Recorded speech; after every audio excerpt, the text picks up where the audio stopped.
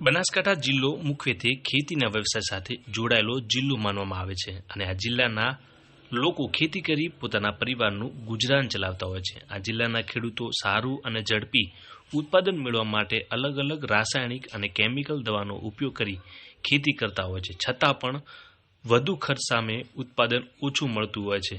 પરંતુ ડીસા તાલુકાના ખરડોસણ ગામના વિમલભાઈ દેસાઈ છેલ્લા 4 વર્ષથી દેશી ગાય આધારિત પ્રાકૃતિક પદ્ધતિ પ્રમાણે પોતાની જાતે જ ગાયના છાણ અને ગૌમૂત્રમાંથી ખાતર બનાવી ઓછા ખર્ચે અલગ અલગ પાકની ખેતી કરી સારી એવી આવક મેળવી રહ્યા છે. સાથે લોકોને ઝેર મુક્ત ખોરાક આપવાનું કાર્ય પણ કરી રહ્યા છે. ખરડોસણ ગામથી આવું છું. વિમલભાઈ ચહેરાભાઈ દેસાઈ, તાલુકો ડીસા, જિલ્લો બનાસકાંઠા. હું 4 વર્ષથી પ્રાકૃતિક ખેતી કરું છું. તેમાં પહેલા વર્ષમાં ઘાસચારો હતો પશુ માટે, બીજા વર્ષમાં વાયેલો હતી ઘઉંમાં 7 બોરી ઘઉં લીધા હતા. એક કટુ બિયારણનું હતું, તેમાંથી 40,000 રૂપિયા આવક મળેલી હતી ઘાસચારા હાથે. તેની પછી હતી મગફળીમાં પણ 1.5 કટુ જ વાવેલું હતું. એકલો જ કરું છું. તેના માટે બધું નથી કરતો. 8-7 વીઘા જમીન છે મારી જોડે, એમાંથી 1.5 વીઘા જ પ્રાકૃતિક ખેતી કરું છું. તેમાં મગફળીમાં પણ સારામાં સારું મને ઉત્પાદન મળેલું હતું. તેમાંથી તેલ કઢાયું હતું અને તેલ કઢાઈને એક બોમ્બે સુધી મોકલેલું હતું. જે અમારા વેડિયા જોવે છે તે લોકો મને સામેથી ફોન આવે છે અને તે ફોન દ્વારા અને એમના એડ્રેસ દ્વારા ઘરે બેઠાથી મોકલીએ છીએ, બરાબર.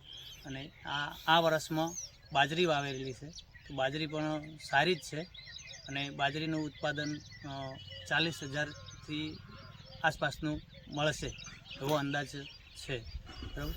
અને હા ઓછું તો 7-8 વર્ષથી હું આત્મા પ્રોજેક્ટથી જોડાયેલો છું. એમાં ફરારમાં મિત્ર છું. તેમાં સાહેબની મુલાકાતથી પ્રવાસ હોય છે ખેડૂતો માટેનો, અને 30થી 40 ખેડૂતો તે આત્મામાં જોડાયેલા છે મારી સાથે. તેમને પણ આ બધો સંદેશ હું આપું છું અને તેમને કોઈ કરાવું છું. હું થોડા ઘણું ગાય આધારિત જીવામૃતને બધું બનાવરાવું છું અને તેમને પણ ચાલુ કરાવેલું છે થોડું. અને આવા પ્રવાસોમાં લઈ જઉં છું હું. ખેતી જે બધે ચાલતી હોય છે તેઓ આત્માવાળા પ્રવાસો કરાવે છે અને તેમને ભલામણ કરાય છે. તેઓ જઈને તેમને ખેતી બતાવીએ, કેટલો ખર્ચ થતો હોય છે તે સામે ખેડૂત પાસેથી ભલામણ અપાવીએ છીએ. અને આ રીતના 4 વર્ષથી મોતીભાઈને પણ ચાલુ કરાવેલ છે.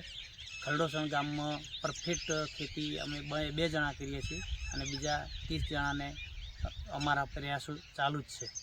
અને તેમાં પણ સારામાં સારું એ લોકોને પસંદ આવ્યું છે અને એ લોકો પણ કરવા તૈયાર જ છે. આ રીતના બધું કરીએ છીએ. અને એની પાછળ જે પીપળા અને બધું બનાવવાનું હોય છે, એમાં જીવામૃતમાં 200 લીટર પાણી હોય છે અને 10 લીટર ગૌમૂત્ર હોય છે, 10 કિલો છાણ હોય છે, 1 કિલો ગોળ હોય છે, 1 કિલો બેસન હોય છે અને 1 કિલો જૂનો વડ છે, જૂનું કોઈ ઝાડ હોય એની નીચેની માટી હોય છે.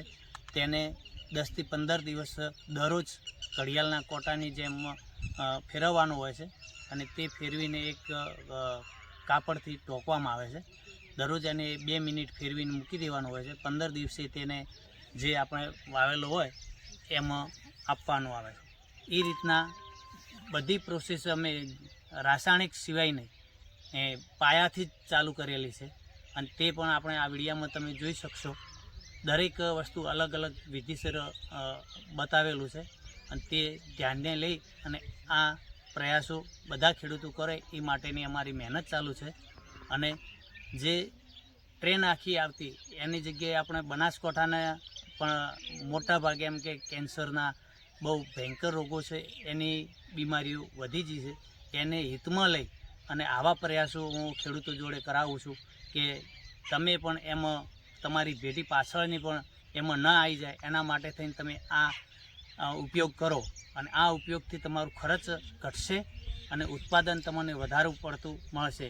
અને તે પણ એક સેવા છે કે સારી વસ્તુ અત્યારના જે ફૂલકાઓ છે તે અત્યારથી એ અપનાવશે તો તેમના જીવનમાં કોઈ મોટી બીમારી નહીં આવે અને સારું એમ કે એમનું જીવન થશે. આપણું તો જીવનમાં જે અડધામાં પહોંચી ગયેલા છે એટલે જે થયું એ થયું, પણ ફૂલકાઓનું જીવન એકદમ સુધરશે એ માટે થઈને હું આ પ્રયાસો કરી રહ્યો છું. તેમાં સાહેબ તફાવત ઘણો બધો હોય છે. જે ખેતી પ્રાકૃતિક છે તેમાં તમે હાથે કરીને ખેડી શકો તેવી જમીન થાય, અને પેલામાં તો જે પાક લઈ રહીએ ને એના પછી તમે ખેડાવવું હોય ને તો જેવું તેવું ટ્રેક્ટર પણ નથી ચાલી શકતું, એટલી બંજર જમીન થઈ ગયેલી હોય. અને પ્રાકૃતિકમાં તો તમે ચાલો તો પણ તમારા જૂતા પહેરેલા ના હોય તો તમે ચાલી શકો છો, અને જે રાસાયણિક છે તેમાં તમે ચપ્પલ કે બૂટ પહેર્યા સિવાય ચાલી શકતા નથી, એટલી બંજર જમીન અત્યારે દરેક જગ્યાએ થઈ ગયેલી. અને લોકો ખાલી અમારી જમીન આવીને જોવે છે ને તો એ લોકોને પસંદ આવી જાય છે કે વાહ આ સુંગધ કેવી આવે છે આ જમીનની. અને ચોમાસામાં તો તમે અમારા ખેતરમાં ચાલવું હોય તો તમારે એક વિચાર કરવો પડે કે આટલો જીવ પગમાં આવશે તો શું થાય. એટલા બધા આળસિયા નીકળે છે.